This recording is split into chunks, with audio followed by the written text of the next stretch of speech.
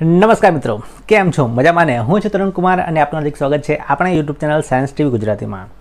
દોસ્તો, ધોરણ 12 ની અંદર વિજ્ઞાન પ્રવાહ વિષયની અંદર આપણે રસાયણશાસ્ત્રના વિડીયોની શરૂઆત કરી ચૂક્યા છીએ। આ અગાઉ આપણે પ્રકરણ 1 માંથી એક વિડીયો જોઈ ચૂક્યા છીએ, એ મોસ્ટ આઈએમપી હતો। હવે આજનો જે વિડીયો છે એ પણ ઇમ્પોર્ટન્ટ છે। આમાંથી જે પાર્ટ એ છે જેમાં તમે એમસીક્યુ હોય છે, એમસીક્યુ આની અંદરથી ખાસ પૂછાઈ શકે છે। બરાબર દોસ્તો, આમ તો મોટા પ્રશ્નો છે એના માટે આજનો ટોપિક ઇમ્પોર્ટન્ટ નથી, પણ એમસીક્યુ માટે આજનો ટોપિક ઇમ્પોર્ટન્ટ છે। અને દોસ્તો, આ વિડીયો પછી આવનારા વિડીયોની અંદર જે મોસ્ટ આઈએમપી ટોપિક આવશે એને શીખવા માટે તમારે આજનો વિડીયો બરાબર ધ્યાનથી જોવો પડશે અને સમજવો પડશે। કારણ કે દોસ્તો, આ પછીના વિડીયોની અંદર આપણે જે એકમ કોષો હોય છે એની જે સંકુલિત રચના હોય છે, જેની ગણતરી કરવાની બોર્ડની પરીક્ષામાં પૂછાય છે, એ જે ઘન અવસ્થા છે એમાં જે લેટીસ હોય છે એની સંકુલન ક્ષમતાની ગણતરી કેવી રીતે કરવી, એના માટે આપણને જે સ્ફટિક લેટીસ છે એની ત્રિપરિમાણીય રચના એટલે કે 3 ડાયમેન્શન એની રચના ખબર હોવી જોઈએ। એટલે દોસ્તો, આપણે હવેના જે વિડીયો છે એની અંદર 3D એનિમેશન વડે શીખીશું કે જે સ્ફટિક લેટીસ હોય છે, જેના જુદા જુદા પ્રકાર હોય છે, એની 3Dમાં રચના કેવી હોય છે। બરાબર, તમે 3Dમાં જોશો એટલે તમને મજા પણ આવશે અને એનિમેશન છે એટલે તમને ઇઝીલી યાદ પણ રહી જશે। એટલે દોસ્તો, આ વિડીયોને બરાબર ધ્યાનથી જોજો અને તમારા મિત્રો સાથે આ જે વિડીયો છે એની લિંક શેર કરી દેજો। ઓકે દોસ્તો, તો ચાલો સમયનો બગાડ કર્યા વિના શરૂ કરીએ આજનો વિડીયો।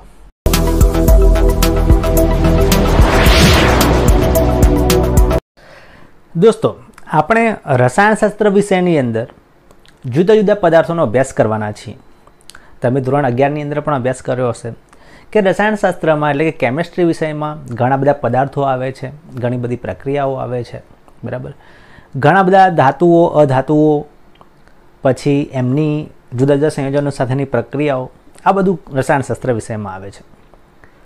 હવે દોસ્તો, એની અંદર પણ વાત કરીએ કે જુદા જુદા પદાર્થો હોય તેમનું સ્ટ્રક્ચર કે બંધારણ કેવું હોય, તો એ બંધારણની અંદર એ બંધારણ આપણે સમજવું હોય તો એના સૂક્ષ્મથી સૂક્ષ્મ અણુ પરમાણુ સુધીની એની ગોઠવણી આપણે સમજવી પડે કે કોઈ પદાર્થ હોય એની અંદર કેવી રીતે એના પરમાણુ કે અણુ ગોઠવાયેલા છે। અને એ સમજવું હોય તો આપણે સમજવું પડે એનું લેટીસ બંધારણ, એનું સ્ફટિક બંધારણ સમજવું પડે। અને ધોરણ 12ની અંદર જે પ્રકરણ પહેલું છે ઘન અવસ્થા, એની અંદર જ આપણે એ સમજવાનું છે કે જુદી જુદી ધાતુઓ હોય, એ લોખંડ હોય, મેગ્નેશિયમ હોય, કોપર હોય, તો એની અંદર પણ જે પરમાણુ છે એ કોઈ સ્ફટિક લેટીસ પ્રમાણે ગોઠવાયેલા હોય છે। અને તમે બરાબર એને ધ્યાનથી જુઓ, સમજો તો તમને ખ્યાલ આવી જાય કે એમાં પરમાણુ કેવી રીતે ગોઠવાયેલા છે, અને પછી તમે જાતે આકૃતિ દોરીને એ સમજી શકો કે જુદી જુદી ધાતુઓમાં પરમાણુ કેવી રીતે ગોઠવાયેલા છે। તો દોસ્તો, એ સમજવા માટે આપણે સમજવું પડે સૌથી પહેલાં સ્ફટિક લેટીસ અને એકમ કોષો। સ્ફટિક લેટીસ અને એકમ કોષો શું છે, એની અંદર પરમાણુ કે અણુ કે આયનો કેવી રીતે ગોઠવાયેલા છે એ સમજવું પડે। તો હવે આજના વિડીયોની અંદર આપણે બરાબર ધ્યાનથી જોઈશું અને સમજીશું। બરાબર, તમે એને બરાબર ધ્યાનથી જોજો, સમજજો। બરાબર, તમારો કોઈ ડાઉટ હોય, પ્રશ્ન હોય તો મને કોમેન્ટમાં જણાવજો। તો ચાલો દોસ્તો, શરૂ કરીએ છીએ સ્ફટિક લેટીસ અને એકમ કોષો। હવે સૌથી પહેલાં વાત કરીએ કે સ્ફટિક લેટીસ શું છે અને કેવું હોય। તો તમે જુઓ કે આ અવકાશની અંદર એક અવકાશીય લેટીસ બતાવેલો છે। બરાબર, અથવા આપણે એને સ્ફટિક લેટીસ પણ કહી શકીએ છીએ। હવે તમે કહેશો કે સર આ શું છે? તો દોસ્તો, સિમ્પલ વસ્તુ છે કે અવકાશ હોય, જગ્યા હોય, એ એની અંદર તમારે ચોક્કસ સ્થાને પોઈન્ટ બતાવી દેવાના। બરાબર, તમે જોઈ લો આની અંદર પોઈન્ટ જ બતાવેલા છે। બરાબર, આ પોઈન્ટ છે એ શું બતાવે છે કે આ પોઈન્ટ છે એ લેટીસ બિંદુ છે। બરાબર, અને પછી જ્યારે આપણે સ્ફટિકની રચના કરીશું ત્યારે આ બિંદુ ઉપર કોઈને કોઈ પરમાણુ, અણુ કે આયનની ગોઠવણી કરીશું। બરાબર, તો અહીંયા જે પણ ટપકા દોરેલા છે, બરાબર, આ જે ખાલી રચના છે અત્યારે આપણે એની અંદર કોઈ પણ જાતનું એમાં કોઈ અણુ, પરમાણુ કે આયન બતાવેલો નથી। આને આપણે અવકાશીય લેટીસ કહીશું। બરાબર, અને આની અંદર આને આપણે બીજું નામ આપવું હોય તો એને સ્ફટિક લેટીસ પણ કહેવાય। બરાબર, અને આની અંદર આપણે જે સ્ફટિક રચના કરવાની છે એના માટે કોઈ અણુ, પરમાણુ કે આયન મૂકવું પડે, એને કહેવાશે મોટિફ। અને એ આ પ્રમાણે છે। જો આ તમને બીજી આકૃતિ દેખાય છે, આ મોટિફની છે। બરાબર, આની અંદર 2 પરમાણુ બતાવેલા છે અને એને એક લીટી વડે જોઈન્ટ કરેલું છે, બરાબર. એટલે એમ સમજો કે અણુ ટાઈપ મળશે, બરાબર. મોટિફ હોય એ જુદા જુદા પ્રકારના હોઈ શકે છે, બરાબર. આપણે મોટા ભાગે એક જ પરમાણુ લઈશું, બરાબર. હવે અહીંયા એક પ્રકારનો સ્ફટિકની રચના કરવા માટેનો મોટિફ બતાવેલો છે અને આ મોટિફની ગોઠવણી આની અંદર કરવાની છે, બરાબર. એટલે આપણે એમ કહી શકીએ કે જે સ્ફટિક હોય છે એ સ્ફટિકનો બંધારણીય પાયો જે છે એ છે. ધારો કે આપણે આને એક સંજ્ઞા આપી દઈએ તો એ છે, તો એને કહેવાય મોટિફ, બરાબર. એ મોટિફ છે એ આ પ્રકારનો આપણે દર્શાવી શકીએ છીએ, બરાબર. હવે મોટિફ તરીકે આપણે શું લઈ શકીએ? તો દોસ્તો યાદ રાખજો, મોટિફ તરીકે આપણે અણુ લઈ શકીએ, પરમાણુ લઈ શકીએ અથવા તો આયન લઈ શકીએ, બરાબર ને. કે કોઈ પણ પદાર્થ હોય એ શેનો બનેલો હોય, કાં તો એ અણુનો હોય કાં તો પરમાણુનો હોય, અથવા એની કોઈ એવી જલીય અવસ્થા હોય તો એ આયન સ્વરૂપે હોય, બરાબર. એ અણુ, પરમાણુ કે આયન છે એને જ આપણે મોટિફ કહીશું, બરાબર. અને આ અવકાશીય લેટિસમાં આપણે આની ગોઠવણ કરીશું. ઓકે દોસ્તો, તો બંધારણીય જે પાયો છે એ છે એને આપણે મોટિફ કહીશું અને એની અંદર આપણે અણુ, પરમાણુ કે આયન લઈ શકીએ છીએ. હવે શું યાદ રાખજો કે લેટિસ બિંદુઓ પર જ્યારે આપણે મોટિફની ગોઠવણી કરીશું ત્યારે સ્ફટિકની રચના થશે, બરાબર. કોઈ આમ તો જે કુદરતમાં જે પદાર્થો મળી આવતા હોય એમાં તો એ ગોઠવણ થયેલી જ હોય, બરાબર ને. તમે કોઈ પદાર્થ લો, જેમ કે ખાંડ હોય કે મીઠું હોય, બરાબર. એના જે સ્ફટિક હોય, બરાબર, એમાં તો એ જે પરમાણુ છે એની ગોઠવણી થયેલી જ હોય, બરાબર. પણ આપણે એને દોરવી હોય, સમજવી હોય તો એની અંદર પરમાણુ કેવી રીતે ગોઠવવા, તો શરૂઆત આ રીતે કરવી પડશે, બરાબર. તમે મીઠાનો સ્ફટિક દોરતા હોય કે બીજા કોઈ પદાર્થનો સ્ફટિક દોરતા હોય તો સૌથી પહેલાં આ રીતે આપણે અવકાશીય લેટિસ લઈશું અને એના ઉપર જુદા જુદા સ્થાનોએ આપણે જે મોટિફ છે, અણુ છે કે પરમાણુ છે એ ગોઠવી દઈએ તો આપણને એ સ્ફટિકની રચના મળી જાય, બરાબર. પણ હવે આપણને એ ખ્યાલ હોવો જોઈએ કે આપણે મોટિફ કેવી રીતે ગોઠવવાના છે, બરાબર. એ ક્યારે સમજી શકીએ? જ્યારે આપણે એની 3D રચના સમજ્યા હોય તો આપણે સમજી શકીએ અને દોરી શકીએ, બરાબર ને. જુઓ, હવે આની અંદર આપણે જે સ્ફટિક લેટિસ હતો એના ઉપર આપણે મોટિફની ગોઠવણ કરી દીધી તો એક પ્રકારનો કાલ્પનિક સ્ફટિક બની ગયો છે અહીંયા, બરાબર. અને એ પણ દ્વિપરિમાણીય છે. કાલ્પનિક દ્વિપરિમાણીય સ્ફટિક બની ગયો છે. અહીંયા દ્વિપરિમાણીય કેમ? કારણ કે આમાં ત્રીજું ડાયમેન્શન આપણે લીધું નથી. અહીંયા આપણે એમ કહી શકીએ આની કે લંબાઈ અને પહોળાઈ જ આપણે જોઈ શકીએ છીએ સામેથી, એટલે દ્વિપરિમાણીય છે.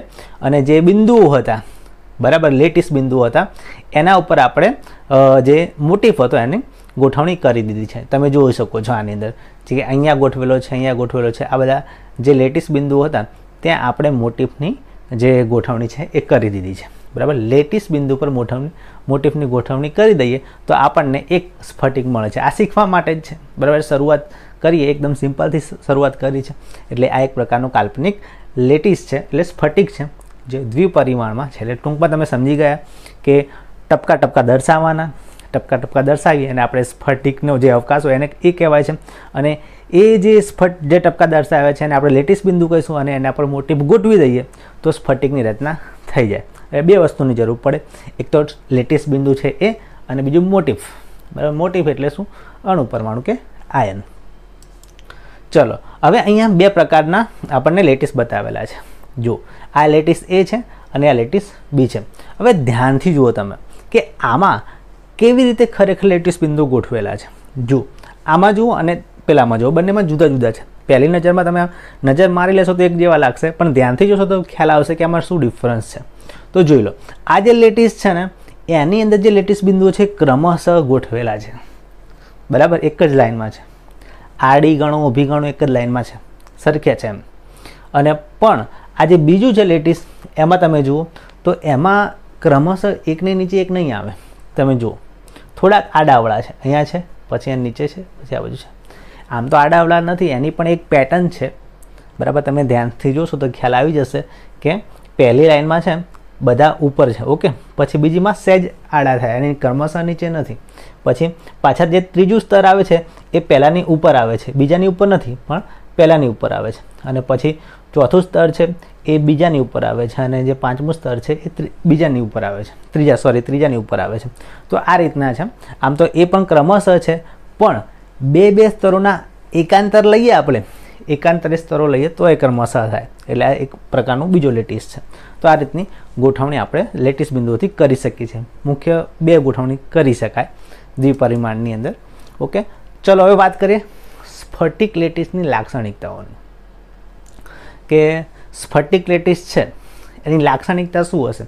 કદાચ બોર્ડની પરીક્ષામાં પણ પૂછાઈ શકે એવો પ્રશ્ન છે. તો તમારે યાદ રાખવાના છે, પહેલું કે લેટિસના પ્રત્યેક બિંદુને લેટિસ બિંદુ અથવા લેટિસ સ્થાન કહે છે. આપણે હમણાં શીખ્યા, બરાબર. તો જે સ્ફટિક હોય, બરાબર, લેટિસ હોય, એ લેટિસના પ્રત્યેક બિંદુને આપણે જે હમણાં ટપકા બતાવ્યા હતા અહીંયા તમે જોઈ શકો છો, એ ટપકાને આપણે કહીશું લેટિસ બિંદુ અથવા લેટિસ સ્થાન, બરાબર.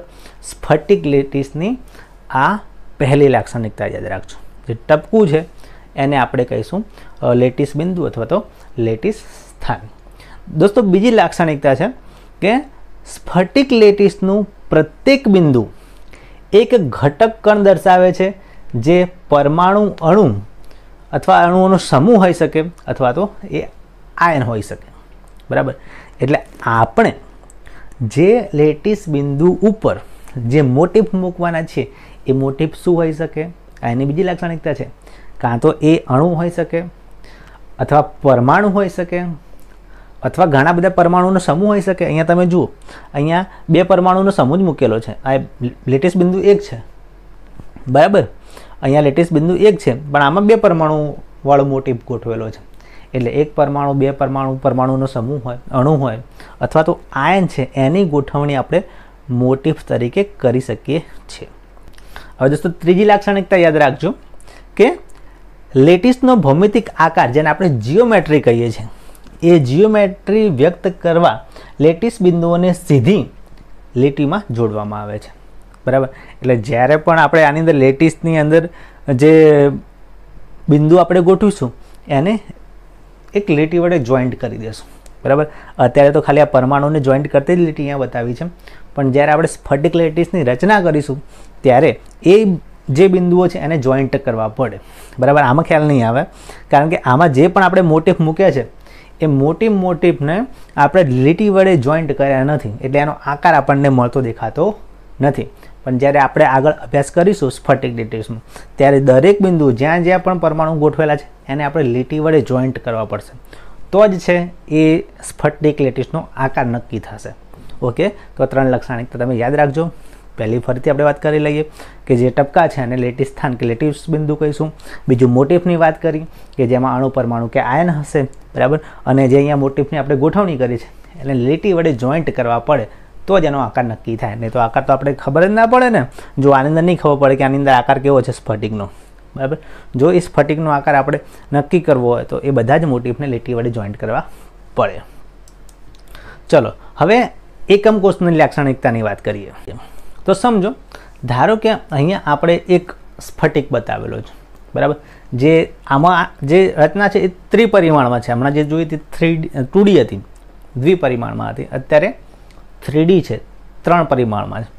જો હવે આની અંદર જે હમણાં આપણે ટપકાની વાત કરી કે ટપકા હોય ને આપણે લેટિસ બિંદુઓ કહીએ છીએ, તો લેટિસ બિંદુ પર ઓલરેડી આપણે પરમાણુ ગોઠવેલા છે અહીંયા, બરાબર. અને એક 3D સ્ટ્રક્ચર બનાવેલું છે. હવે આ જે છે આની અંદરથી કોઈ એક ભાગ હોય, જેમ કે આ જ ભાગ તમે લો, બરાબર. આમ તો આની અંદર તમે જોશો ચારે બાજુથી તો તમને ખ્યાલ આવી જશે કે આમાં જુદી જુદી જગ્યાએ આટલો જે ભાગ છે એમાં ટોટલ 8 એકમ કોષો ગોઠવેલા છે, બરાબર. એમાંથી ફક્ત આપણે એક જ ટુકડો લેવાનો છે, બરાબર.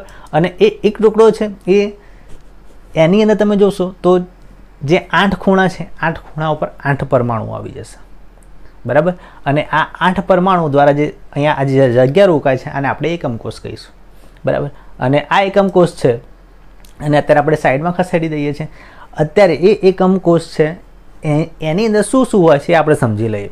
તો મેઇન વસ્તુ કે એ એકમ કોષની અંદર પરમાણુ છે એને આપણે 3D અંદર ગોઠવેલા છે અને પરમાણુને લીટી વડે જોઈન્ટ કરેલા છે, બરાબર. હમણાં આપણે વાત કરી હતી કે સ્ફટિક લેટિસની લાક્ષણિકતા શું છે, તો એ લાક્ષણિકતાના આધારે આપણે એક નાનો એવો એકમ કોષ બનાવ્યો છે. હવે એમાં શું શું આવે છે તમારે સમજવાનું છે. ધારો કે એ જ એકમ કોષને આપણે આ રીતે સમજીએ, બરાબર. એક ચોરસ ડબ્બો છે, બરાબર. અને એના બધા ખૂણા પર પરમાણુ છે. પણ આમાં આપણે શું સમજવાનું છે, તો તમે જુઓ કે આની અંદર કોઈ એક પરમાણુ પકડીએ આપણે આટલે, બરાબર.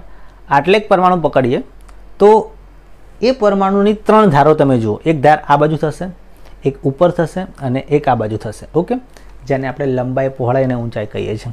આ જે ધાર છે આને એ નામ આપો, અને બી નામ આપો, અને સી નામ આપો. ઓકે, 3 ધાર છે તો 3 પરિમાણ છે એના, બરાબર. તો 3 ધારો હોય છે એકમ કોષની અંદર. બીજું કે એ જે ધારો છે એની વચ્ચે ખૂણો પણ બને છે, બરાબર. તમે યાદ રાખવા માટે સિમ્પલ વસ્તુ છે, યાદ રાખવા માટે બી અને સી ધાર હોય, જો આ બી ધાર છે, ઓકે, અને આ સી ધાર છે, એની વચ્ચે જે ખૂણો બને છે એને એ નામ આપેલું છે. એ એટલે અહીંયા આલ્ફા કહેવાશે, આલ્ફા નામ આપેલું છે, બરાબર. પછી એ અને સી ધાર છે એની વચ્ચે જે ખૂણો બને છે એને બીટા નામ આપવામાં આવ્યું છે, અને એ અને બી ધાર છે એની વચ્ચે જે ખૂણો બને છે એને ગેમા નામ આપવામાં આવ્યું છે. તો એકમ કોષ પાસે 3 ધાર હોય છે જેને આપણે એબીસી કીધું, અને 3 ખૂણા હોય છે જેને આલ્ફા, બીટા, ગામા કીધું, બરાબર. તો આને પણ હવે સાઈડમાં કરી દઈએ છીએ આપણે. તો આના ઉપરથી આપણે એકમ કોષની લાક્ષણિકતા લખવી હોય તો તમારે 2 યાદ રાખવાની છે કે એકમ કોષની લાક્ષણિકતા શું છે. તો તેના પરિમાણો, તેની 3 ધારો એબીસી છે. આ ધારો પરસ્પર લંબ હોઈ શકે અથવા ન પણ હોઈ શકે, બરાબર. ઘણા એવા સ્ફટિક આવશે કે જેમાં આ જે ધારો છે આમાં તમે જોઈ શકો છો એબીસી 3 ધાર બતાવી છે, એ લંબ છે, પરસ્પર 90ના ખૂણે છે. પણ અમુક એવા સ્ફટિક આવશે કે જેમાં એ ધારો લંબ નહીં હોય, થોડી વાંકી ચૂકી પણ હોઈ શકે છે, બરાબર. 90નો ખૂણો ના બનાવતો હોય, બરાબર. તો એકમ કોષની અંદર મેઇન 3 ધારો હોય છે, બરાબર. 3 પરિમાણ માટે એબીસી છે, અને આ ઉપરાંત એમની વચ્ચે ખૂણા પણ હોય છે જેને આપણે આલ્ફા, બીટા અને ગામા કીધું, બરાબર. યાદ રાખવા માટે કે ભાઈ એ બી હોય ધાર તો એની વચ્ચે જે ખૂણો છે, સોરી, બીસી ધાર હોય તો એની વચ્ચે જે ખૂણો છે એને આલ્ફા કહીશું. એ અને સી જે ધાર છે તો એની વચ્ચે બીટા ખૂણો છે, અને એ અને બીની વચ્ચે આવશે ગામા ખૂણો. તો આ જે છે એ અહીંયા આપણે ધારની વાત કરી અને અહીંયા ખૂણાની વાત કરી. તો આમ એકમ કોષ છે એની પાસે 6 વસ્તુઓ છે, 3 ધાર અને 3 ખૂણા. એને કહેવામાં આવે છે પ્રાંચલો, બરાબર. આ પ્રાંચલો છે એટલે આમ કહી શકીએ કે સ્ફટિક લેટીસની જે પ્રણાલી છે, બરાબર, જેમાં એકમ કોષ છે, એકમ કોષ પાસે 6 વસ્તુ છે અને એને 6 પ્રાંચલો કહેવાય. 3 ધાર અને 3 ખૂણા, બરાબર. તો ટૂંકમાં આપણે એમ કહી શકીએ કે અવકાશની અંદર જે બિંદુ હોય છે જેને આપણે લેટીસ બિંદુ કહીએ છીએ એની ઉપર જો આપણે મોટીફ દર્શાવી દઈએ તો સ્ફટિક લેટીસ બની જાય, બરાબર. એ 2D બને, એનું 2D બંધારણ એટલે કે દ્વિપરિમાણમાં આપણે એને કહીએ છીએ સ્ફટિક લેટીસનું બંધારણ.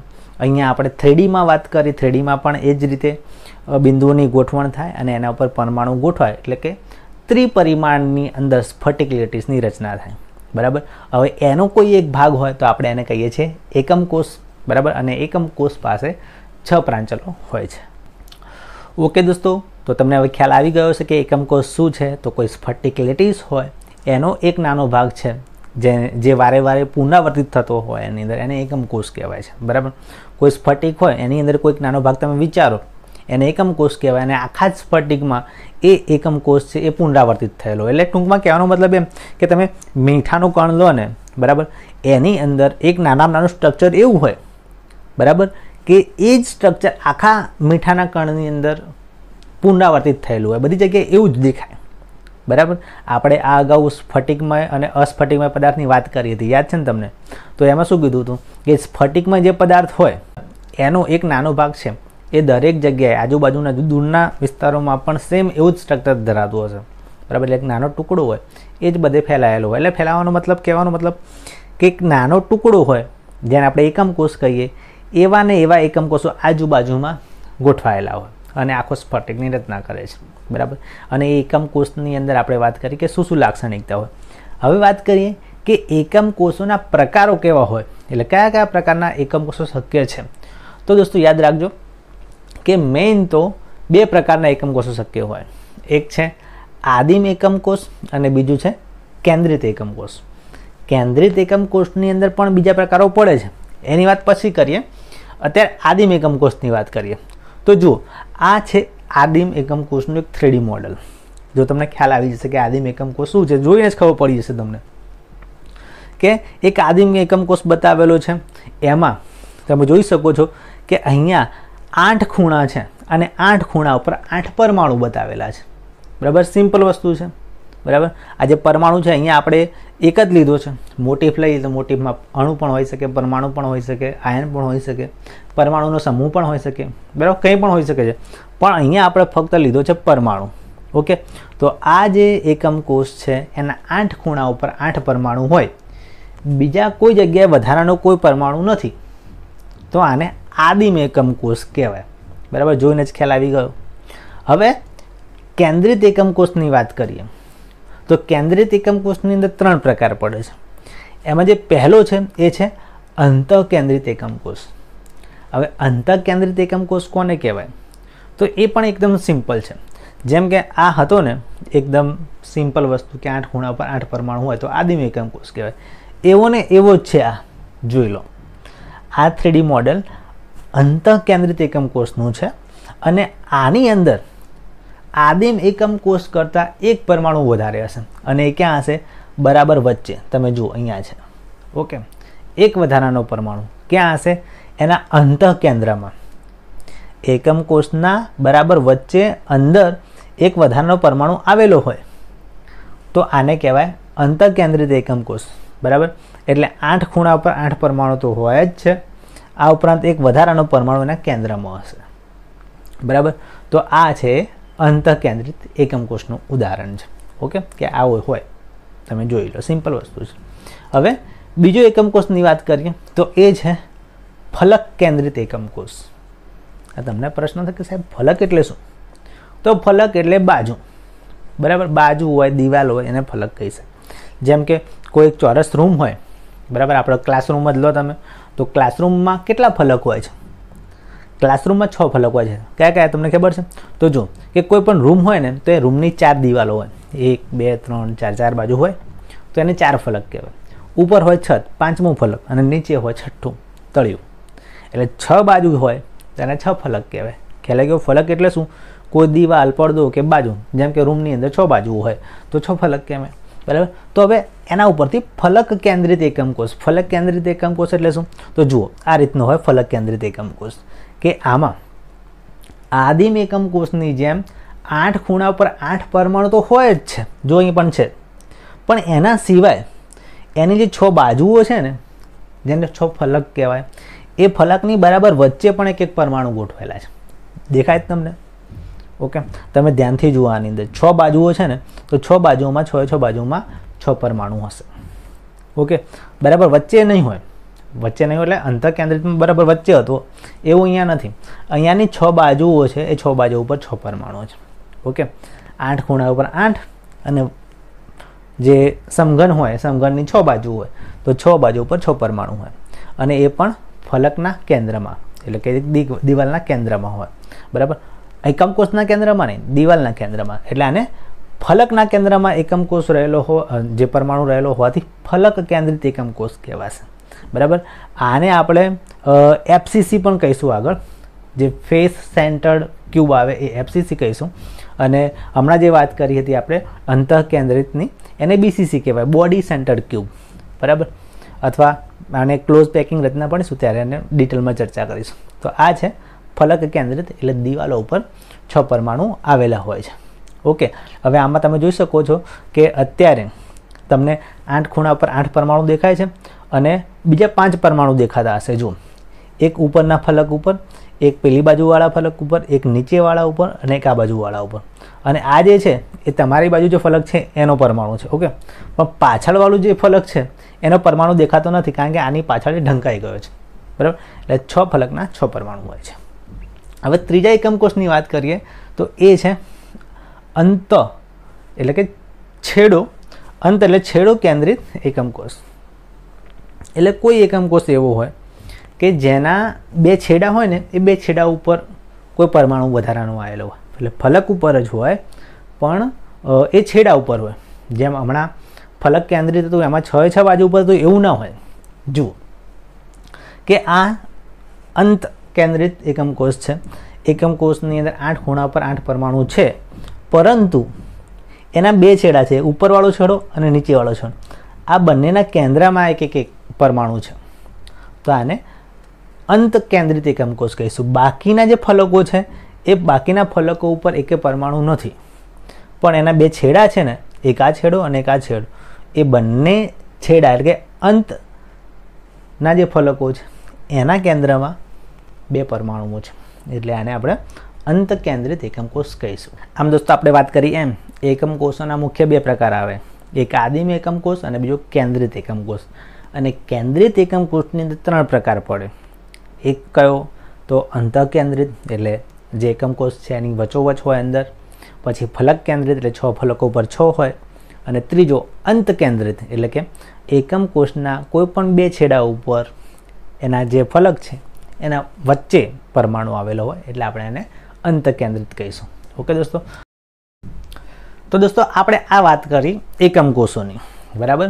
તો દ્વિપરિમાણની અંદર સ્ફટિક લેટિસ કેવી રીતે રચે છે એની વાત કરી, અને ત્રિપરિમાણની અંદર જે એકમ કોષ કેવી રીતે બને છે એની વાત કરી. હવે આ એકમ કોષો જોઈન્ટ થાય, આખો સ્ફટિક બને, બરાબર, એનો આકાર બને, તો એને કહેવાય સ્ફટિક પ્રણાલી. અને દોસ્તો એની કુલ 7 પ્રકારની સ્ફટિક પ્રણાલીઓ છે એ અસ્તિત્વ ધરાવે છે, બરાબર. યાદ રાખજો કે સ્ફટિક પ્રણાલી હોય, સ્ફટિક પ્રણાલી શું સ્ફટિક, તો એ 7 પ્રકારના હોય, મેઇન 7 પ્રકારના છે. પછી એની અંદર થોડું વિચલન આવે, ડેવિએશન આવે તો અલગ પ્રકારના એની અંદર ગોઠવણી થાય, પણ મેઇન જે સ્ફટિક છે એ 7 પ્રકારના હોય, બરાબર. અને એ જે સ્ફટિક પ્રણાલીઓ છે એ જુદા જુદા એકમ કોષોને ધરાવે છે, એટલે એની અંદર જે સ્ફટિક પ્રણાલી છે એમાં જુદા જુદા એકમ કોષો, જુદા જુદા આકારના એકમ કોષો જોઈન્ટ થાય તો આ પ્રકારની 7 સ્ફટિક પ્રણાલીઓ રચાય, બરાબર. અને એમાં જુદા જુદા એકમ કોષોની અંદર રચના થયેલી હોય છે, બરાબર. અને આપણે હમણાં વાત કરીશું આકારની કે કેવી રીતે એની અંદર એકમ કોષો ગોઠવાય, તો કઈ સ્ફટિક પ્રણાલી બને એનું નામ ને બધું આપણે સમજીશું. જો આ ઉપરાંત સ્ફટિક પ્રણાલીઓમાં પરમાણુની જુદી જુદી રીતે ગોઠવણી થયેલી હોય છે, અને એની જે ત્રિપરિમાણીય રચના હોય છે એનાથી જ લેટિસ રચાય છે, બરાબર.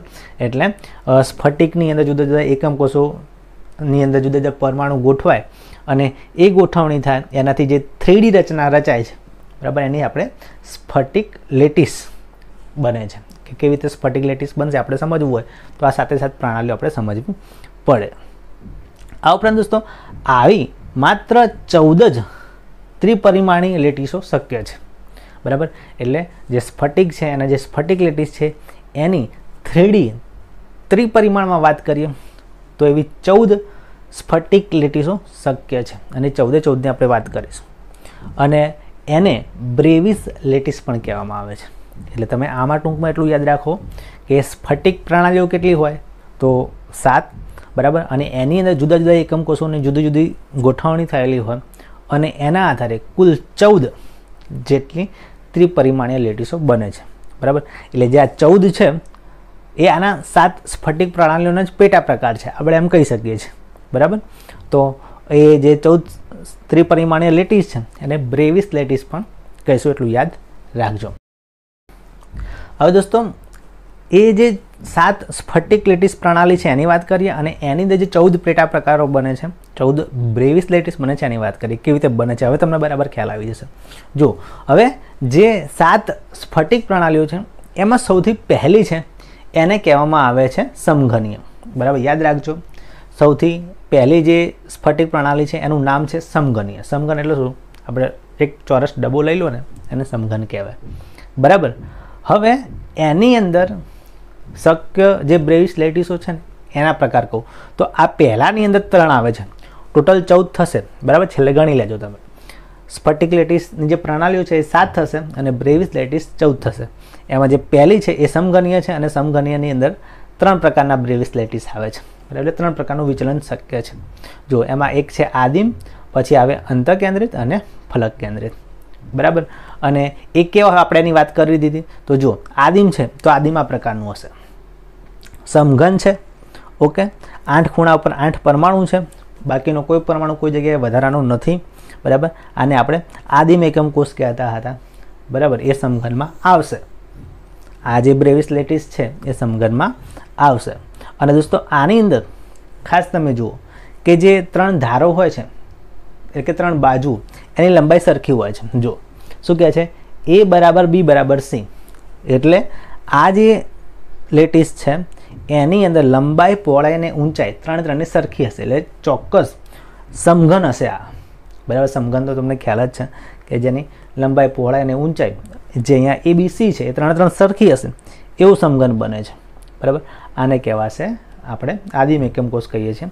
અને આ સમઘનીય સ્ફટિક લેટિસની પહેલી બ્રેવિસ લેટિસ રચના છે જેને આદિમ કહીએ છીએ. ઓકે.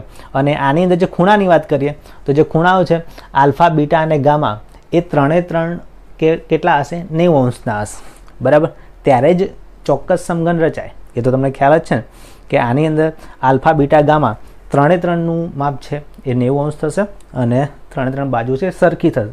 એટલે આ સમઘનીય એક આદર્શ આદિમ એકમ કોષ આપણે આને કહી શકીએ છીએ. કેમ? ચલો, તો આદિમની વાત કરી. હવે બીજું છે અંતઃકેન્દ્રિત. તો અંતઃકેન્દ્રિત કેવું હોય એ પણ આપણે વાત કરી દીધી, જેને BCC રચના કહીએ છીએ આપણે, કે 8 ખૂણા પર 8 પરમાણુ હોય, વચ્ચે કેન્દ્રમાં એક પરમાણુ હોય, તો આને અંતઃકેન્દ્રિત એકમ કોષ કહેવાય. અને એ પણ આની અંદર આવશે. બરાબર. આની પણ જે ધાર છે ABC એ 3 સરખી છે અને ખૂણા છે એ 90 અંશના હશે. ઓકે. અને ત્રીજું છે ફલક કેન્દ્રિત. એ ફલક કેન્દ્રિત પણ આની અંદર આવશે. બરાબર. Face centred cube. બરાબર. તો એ છે ફલક કેન્દ્રિત છે અને એમાં 8 ખૂણા ઉપર 8 પરમાણુઓ આવેલા છે અને 6 ફલક ઉપર બીજા 6 પરમાણુ. ઓકે. તો આની અંદર પણ જે ધારો છે ABC સરખી છે અને ખૂણા છે એ 90 અંશના છે. ઓકે.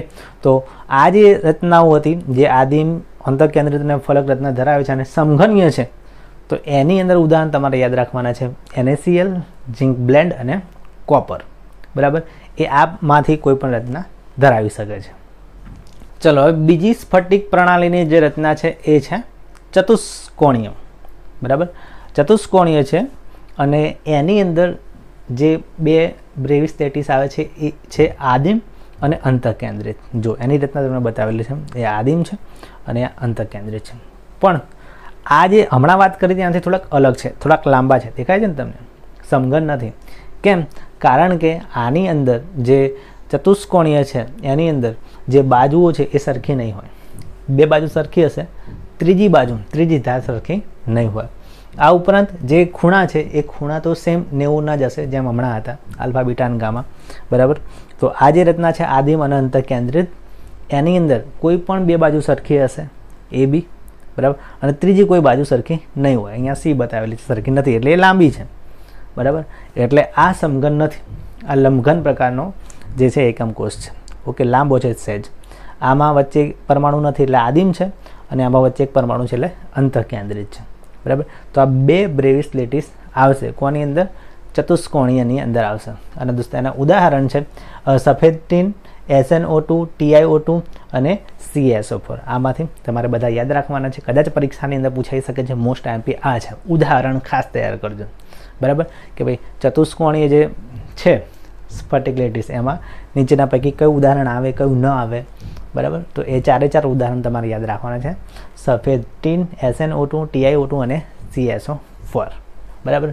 તો આ વાત કરીએ આપણે ચતુષ્કોણીય જે સ્ફટિક લેટિસ છે એની. આ અગાઉ આપણે વાત કરી હતી, એમાં 3 બ્રેવિસ આવતા હતા, બ્રેવિસ લેટિસ આવતા, આમાં 2 આવતા, ટોટલ 5 થયા. તમે ગણજો, 14 થઈ હશે. ઓકે. ચલો, હવે ત્રીજી સ્ફટિક પ્રણાલી છે એ છે ઓર્થોરોમ્બિક. બરાબર. ઓર્થોરોમ્બિક છે અને એમાં જે બ્રેવિસ લેટિસ આવે છે એ આદિમ, અંતઃકેન્દ્રિત, ફલક કેન્દ્રિત અને અંતઃકેન્દ્રિત.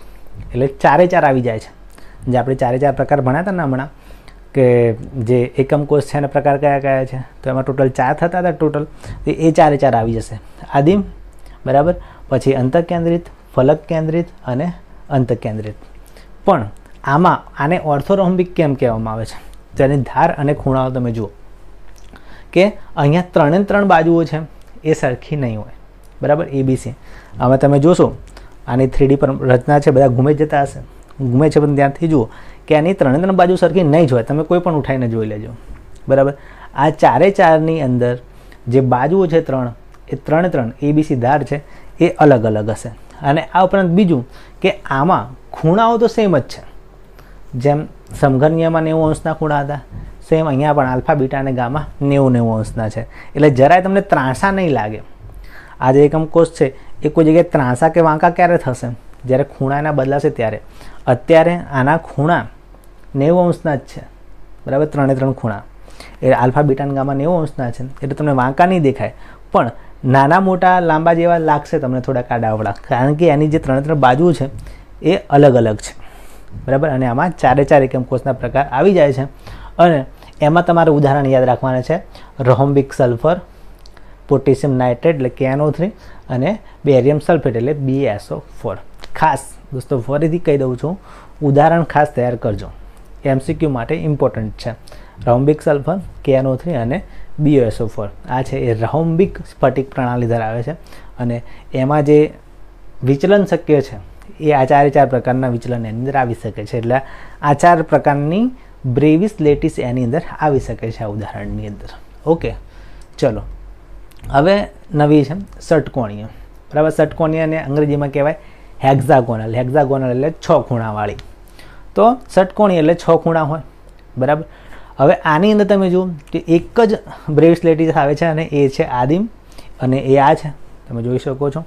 અને એની અંદર તમે બાજુની વાત કરો તો 2 બાજુ સરખી હશે, ત્રીજી સરખી નહીં હોય. અને જે ખૂણા છે એ ધ્યાનથી જુઓ તો આલ્ફા અને બીટા છે, કોઈ પણ 2 ખૂણા 90 અંશના છે, ત્રીજો ખૂણો હશે 120 અંશનો ખૂણો હશે. એટલે સહેજ આ ત્રાસો વળશે, એટલે ત્રાસો તમને થોડું લાગતું જ હશે, બરાબર. બાજુઓ પણ તમે જુઓ, કોઈ પણ 2 બાજુ સરખી હશે આની અંદર અને એક અલગ હશે, અને 2 ખૂણા 90 અંશના હશે અને ત્રીજો ખૂણો સહેજ વધારે એટલે 120નો હશે. એટલે થોડુંક તમને આ જે એકમ કોષ છે ત્રાસો લાગશે, બરાબર. અને આના ઉદાહરણ યાદ રાખજો, ગ્રેફાઇટ, ઝિંક ઓક્સાઇડ અને કેડમિયમ સલ્ફાઇડ કે CDS.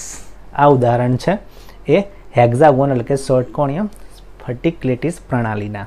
ઓકે, તો આ બરાબર ધ્યાનથી યાદ કરી લેજો, બરાબર. હવે આની જે ત્રિપરિમાણીય રચના કરીએ, બરાબર. તમે કહેશો સર આ તો હેક્ઝાગોનલ લાગતો નથી, પણ આ તો એકમ કોષનો એક જ ભાગ છે ને. આવા એકમ કોષો આજુબાજુ ગોઠવાય ત્યારે એની આખી સ્ફટિક રચના જે છે એ બને અને એની અંદર તમે આકાર આનો નક્કી કરી શકો, બરાબર. આજુબાજુ એકમ કોષો ગોઠવાય ત્યારે આની જે રચના છે એ હેક્ઝાગોનલી એટલે 6 જે બાજુ હોય, 6 ફલક હોય એ બને એની અંદર, બરાબર.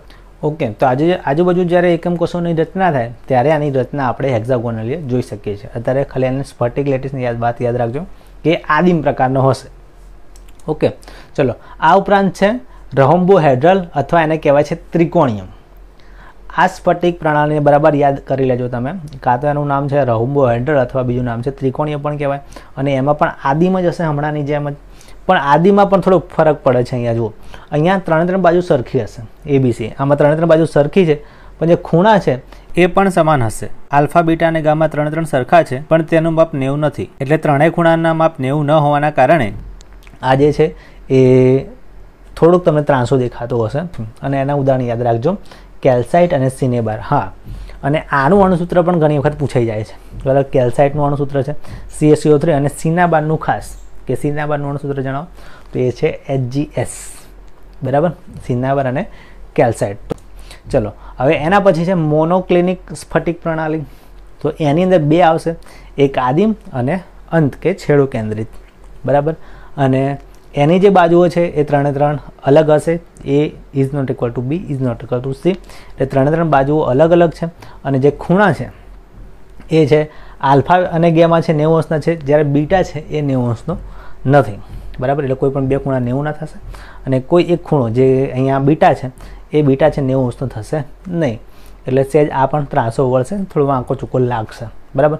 આની અંદર ઉદાહરણ યાદ રાખજો, મોનોક્લિનિક સલ્ફર, પછી સોડિયમ સલ્ફેટ Na2SO4 અને એ પણ હાઇડ્રેટેડ છે, Na2SO4 × 10H2O, બરાબર.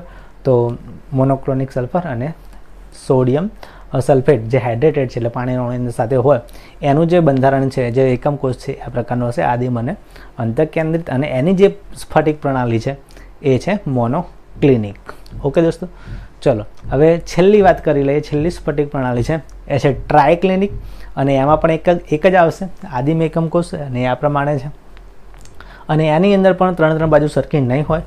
A is not equal to B is not equal to C, બરાબર. એટલે ABC અલગ અલગ હશે. અને આની અંદર ખાસ યાદ રાખજો કે 3 ખૂણા છે એ 90 નહીં હોય, અલગ હોઈ શકે છે, આલ્ફા, બીટા અને ગામા, બરાબર. એટલે આખું તમને આડોઅવળો લાગશે 3Dમાં જોશો તો, બરાબર. અને એના પણ ઉદાહરણ યાદ રાખી લેજો.